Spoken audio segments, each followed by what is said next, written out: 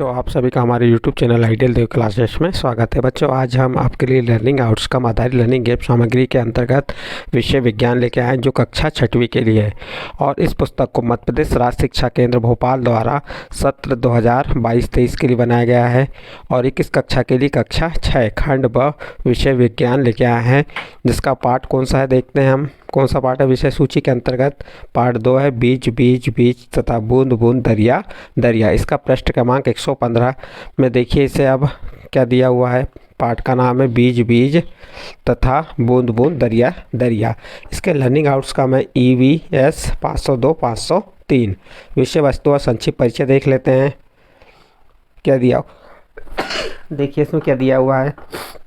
हम अपना भोजन पेड़ पौधों एवं जीव जंतुओं से प्राप्त करते हैं। हम अपना भोजन किससे? पेड़ पौधों एवं जीव जंतुओं से प्राप्त करते हैं। जैसे यहाँ पे एक तालिका बनी हुई है, इसमें देख सकते हैं क्रमांक दिया है, वस्तु का नाम दिया है, उपयोग और कहाँ से किस रूप में प्राप्त होती है। नंबर 1 दिया है आपका गेहूँ, ज्वार, बाजरा, मक्का। इसका उपयोग रोटी के रूप में किया जाता है। और कहाँ से? तो खेतों से बीज के रूप में। फिर नंबर 2 तुअर, मूंग, उड़द, चना, मसूर, मोठ। ये दालों के लिए उपयोग किया जाता है खेतों के बीज के रूप में। फिर नंबर 3 मूंगफली, तिल, सोयाबीन, सरसों, नारियल। ये तेल के लिए इसका उपयोग किया जाता है, खेतों से के बीज से ही प्राप्त होता है ये। नंबर 4 आलू, प्याज, लौकी, गिलकी, भिंडी, तुरई, टिंडा। ये सब्जी के लिए है। ये भी खेतों एवं बागानों से फल एवं सब्जी के रूप में प्राप्त करते हैं। फिर इसके बाद नेक्स्ट 5वां है पालक, मेथी, बथुआ, सरसों। सब्जी के लिए खेतों एवं बागानों से पत्तों के रूप में। अगला नंबर 6 सेब, अनार, आम, संतरा, अमरूद, लीची। फलों के रूप में खेतों एवं बगीचों से फल के रूप में। नंबर 7 लौंग, इलायची, काली मिर्च, सौंफ, राई, सरसों, मिर्च, धनिया, जीरा, अजवाइन, तिल। मसालों के रूप में। वनों एवं वृक्षों से खेतों से बीज फल के रूप में। और दूध, अंडा, पनीर, दही, मांस, मछली। भोजन के विभिन्न रूपों में पशुओं एवं जीव जंतुओं से। इसके बाद शहद के रूप में मधुमक्खी से। शहद किससे मिलती है? मधुमक्खी से। चलिए इसके कुछ नीचे दिया हुआ है, कुछ उन्हें पढ़ लेते हैं हम। क्या दिया है? उपरोक्त खाने योग्य सभी वस्तुओं को खेतों से आपके घर तक पहुंचने में अनेक चरणों से होकर गुजरना पड़ता है। बीज खेत में डालते हैं, फसल आती है, फसल तैयार होने पर उसे बीज के रूप में मंडी तक लाया जाता है। वहां से व्यापारी के यहाँ जहाँ से आप खरीदते हैं एवं उसका विभिन्न तरीकों से उपयोग होता है। बीज कहाँ से मिलते हैं? उत्तर है, प्रश्न क्या है, बीज कहाँ से मिलते हैं? तो आप उत्तर बता सकते हैं बीज फलों एवं फसलों से मिलते हैं। बीजों को किसान अगले वर्षों के लिए खेती करने के लिए सुरक्षित रखते हैं। बीज हवा में उड़कर, पानी में बहकर, जानवरों की त्वचा एवं पैरों में चिपककर, पक्षियों एवं कीटों की त्वचा, पंखों, चोंच, पंजों से चिपककर एक स्थान से दूसरे स्थान तक पहुंचते हैं एवं मौसम आने पर पुनः अंकुरित भी हो जाते हैं। कितने सारे बीज? हम कई तरह के बीज इकट्ठे कर सकते हैं। जैसे पका हुआ अमरूद से बीज प्राप्त कर सकते हैं, पका हुआ पपीता से बीज प्राप्त कर सकते हैं, तरबूज के बीज मिलते हैं, फसलों के बीज, मिर्ची के बीज आदि। हम देखते हैं कि बीजों के रंग, उनके आकार गोल और चपटे लंबे होते हैं। ऊपरी स्तर मुलायम या खुरदुरी होती है। फिर इसके बाद घुमक्कड़ बीज क्या है? ये देखिए पौधे एक ही जगह पड़े रहते हैं, ये चलते नहीं हैं, लेकिन इनके बीज घुमक्कड़ होते हैं। पौधों के बीज बहुत दूर दूर तक पहुंच जाते हैं। कुछ बीज उड़ते हुए, कुछ जानवरों की खाल और कपड़ों में अटककर, कुछ पक्षियों के द्वारा एक स्थान से दूसरे स्थान तक पहुंच जाते हैं। आपको पता है कि मिर्ची हमारे देश में कहाँ से आई है? इसे पुर्तगाल के व्यापारी दक्षिण अमेरिका से भारत लाए थे। अब इसे सारे भारत में उगाई जाती है। देखिए इसमें क्या कह रहा है, आपको पता है कि मिर्ची हमारे देश में कहाँ से आई? तो इसे पुर्तगाल के व्यापारी दक्षिण अमेरिका से भारत लाए थे। अब इसे सारे भारत में उगाई जाती है। कौन कहाँ से आया जी? क्या है प्रश्न? कौन कहाँ से आया जी? नंबर 1 गोभी और मटर कहाँ से आई? यूरोप से आई। यूरोप से आया जी। चाय असम से आया जी। सोयाबीन चीन से आया जी। बैगन, मूली, सेम, करेला, आम, संतरा, बेर और केला, परवल, टिंडा, मेथी, यह सब देसी जी। बात पुरानी पानी की।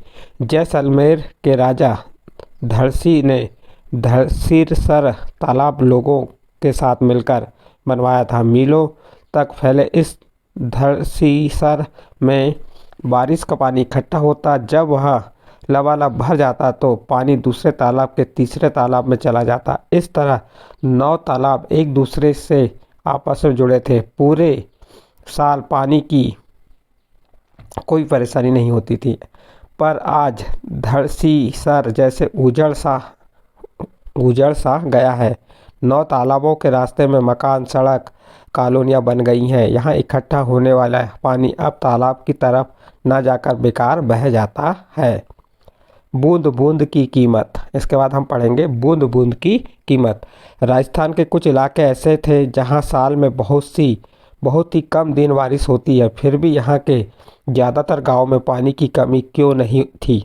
लोग बारिश की हर बूंद की कीमत को जानते थे। पानी इकट्ठा करने के लिए तालाब और जोहड़ बनवाए जाते। तालाब में से कुछ पानी ज़मीन सोख लेती और इस तरह ज़मीन के आसपास कुओं और बावलियों में पानी पहुंच जाता। पुराने ज़माने में लोग काफ़िले बनाकर लंबे समय तक सफ़र करते थे। अक्सर लोगों का मानना था कि प्यासे यात्रियों को पानी पिलाना बहुत अच्छा काम है, इसलिए कई जगह बहुत से सुंदर बावलियाँ बनाई गई थीं। अब देखते हैं नेक्स्ट, पानी हम तक कैसे पहुंचता है। पानी या जल हमें प्रकृति से वर्षा के रूप में मिलता है, जिसे हम नल, तालाब, नलकूप, ट्यूबवेल, नहर, झील, झरनों, नदियों, पोखरों से प्राप्त करते हैं। जल हमारे दैनिक जीवन में प्रत्येक कार्य जैसे खाना पकाने, नहाने, सफाई आदि सभी कामों में उपयोग किया जाता है। दैनिक जीवन में व्यक्ति उपयोग के अलावा जल कृषि, खेती, उद्योग धंधों और व्यवसाय में भी करता है। आप देख सकते हैं चित्रों के माध्यम से हमारे यहाँ पानी यहाँ से मिलता है, ये बताया गया है। यहाँ पे कहाँ से ये कुआँ है, तो ये आपको बताया कि पानी कहाँ से मिला। आप देख सकते हैं, इसे पढ़ सकते हैं। इसके बाद अभ्यास हेतु वर्कशीट है। देखिए नीचे दी गई वर्कशीट को पूर्ण कीजिए। क्रमांक दिया है, बीज का नाम, रंग, आकार, छोटा बड़ा, किस मौसम की फसल है, किस रूप में उपयोग की जाती है।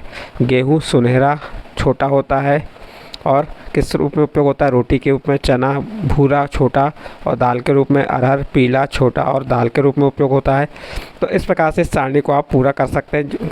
आपका किस रूप में उपयोग होता है, इसका कलर क्या होता है, कैसा होता है, छोटा होता है, बड़ा होता है। ठीक है, नेक्स्ट प्रश्न देखते हैं हम। प्रश्न नंबर, विभिन्न प्रकार के कम से कम 20 बीजों को एकत्रित कर अपने मित्रों से चर्चा कर लिखें कि कौन सा बीज हमारे दैनिक जीवन में किस काम में आता है। उड़द, मूंग, तुअर, मसूर, बरबट्टी, चना, दाल, गेहूँ, चावल, मक्का, ज्वार, बाजरा। देखिए उड़द, मूंग, तुअर, मसूर, बरबट्टी, चना किस काम में आता है, दाल के। गेहूँ, चावल, मक्का, ज्वार, बाजरा रोटी काम आता है। लौंग, जीरा, अजवाइन, सौंफ, काली मिर्च ये मसाला के रूप में। और सोयाबीन, तिल ये किसके रूप में, तेल के रूप में। अगला प्रश्न देखते हैं।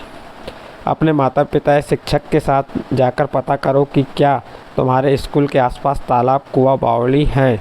देखने जाओ और पता करो कि क्या यह सूख तो नहीं गया, यह कितना पुराना है, इसका पानी साफ़ है या नहीं, क्या इसकी सफाई होती है, यहाँ पे से कौन कौन से पानी भरते हैं, इसके आसपास क्या इमारतें बनी है या कुछ बना है, करके देखो।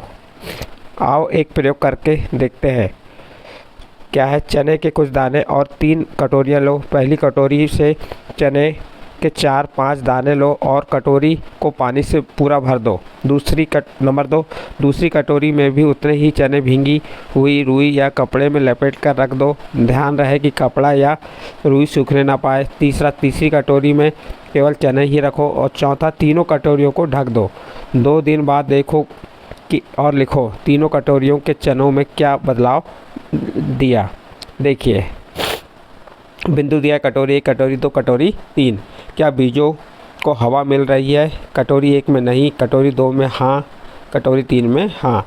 इसी प्रकार क्या बीजों को पानी मिल रहा है, कटोरी 1 में मिल रहा है, कटोरी 2 में मिल रहा है, लेकिन कटोरी 3 में नहीं मिल रहा है। बीजों में क्या बदलाव आया, फूल गए,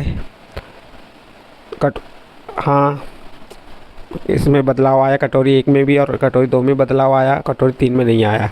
क्या बीजों में अंकुरन हुआ, कटोरी 1 और 3 में नहीं हुआ, लेकिन कटोरी 2 में अंकुरन हुआ। अब बताओ और लिखो किस कटोरी में बीजों का अंकुरण हुआ? इस कटोरी और बाकी कटोरियों के बीजों में क्या अंतर है? कटोरी 2 और कटोरी 1 में पानी फुल भरा है, कटोरी 3 में पानी नहीं है।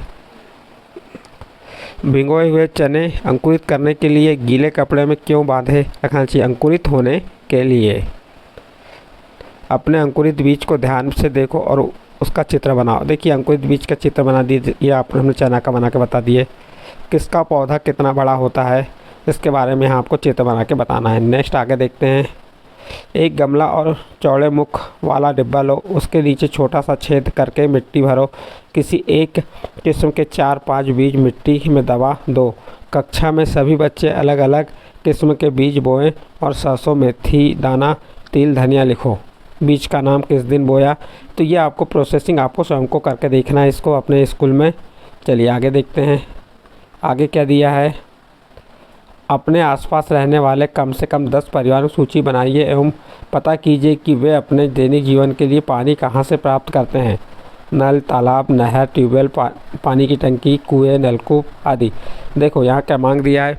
परिवार के मुखिया का नाम और पानी कहाँ से प्राप्त होता है। जैसे रामलाल, श्यामलाल, गेंदाराम, सज्जन, गोपाल, फ़कीर, रामू। तो इन्हें कहाँ से, जैसे आप पता कर सकते हैं अपने आसपास 10 परिवारों को और वे पानी कहाँ से प्राप्त करते हैं। हमने यहाँ पे बता दी, जैसे रामलाल नल से प्राप्त करता है, श्यामलाल नलकूप से, गेंदाराम ट्यूबवेल से, सज्जन ट्यूबवेल से, फ़कीर नलकूप से, गोपाल नल से, रामू नलकूप से, लक्ष्मण नल से, रामनाथ ट्यूबवेल से और छगन ट्यूबवेल से। तो इस प्रकार से आप अपने आजू बाजू जो गाँव में परिवार है उनमें पता कर सकते हैं और किस स्थान से जल भरते हैं या पानी लेते हैं। पानी के 5 उपाय बताइए। जल का सदुपयोग करना चाहिए। रेन वाटर हार्वेस्टिंग, चालू नल से ना नहाना चाहिए। गाड़ियों धोने में कम पानी उपयोग करना चाहिए। स्टॉप डैम बनाना चाहिए। इसके बाद नेक्स्ट है 100 आकलन वर्कशीट है। दालों के लिए कौन से बीजों का उपयोग करते हैं? प्रश्न है दालों के लिए कौन से बीजों का उपयोग करते हैं? तो उत्तर हो जाएगा मूंग, मसूर, उड़द, तुअर, चना, बरबट्टी। ये किसके लिए दालों के लिए इनका उपयोग किया जाता है? हमें तेल किन बीजों से प्राप्त होता है? तो तिल, जगरी, सोयाबीन, मूंगफली। फिर अगला है मसालों में क्या क्या उपयोग करते हैं? नाम लिखिए। जीरा, धनिया, लौंग, अजवाइन, सौंफ, शाहजीरा, खसखस आदि। पुराने समय में लोग पानी कहाँ से प्राप्त करते थे? कुआं, नदी और तालाब से। अगला प्रश्न, आज के समय लोग पानी का इंतजाम किस किस तरह से करते हैं? नल, ट्यूबवेल और टैंकर से। नेक्स्ट प्रश्न है बीज एक स्थान से दूसरे स्थान तक कैसे पहुंचते हैं? तो उत्तर हो जाएगा हवा, जल, जानवर, पक्षी, मनुष्य आदि से। कुओं एवं बावलियों से पानी क्यों सूख जाता है? उचित देखभाल और रखरखाव नहीं करने के कारण कुओं और बावलियों से पानी सूख जाता है। इस प्रकार से यहाँ पे आपका पाठ समाप्त होता है। इस पाठ में आपको हमने जो भी समझाया, यदि ये समझ आया है तो आप हमारे चैनल आइडियल देव क्लासेस को सब्सक्राइब कीजिए, लाइक कीजिए एवं अन्य ग्रुप में शेयर ज़रूर कीजिए।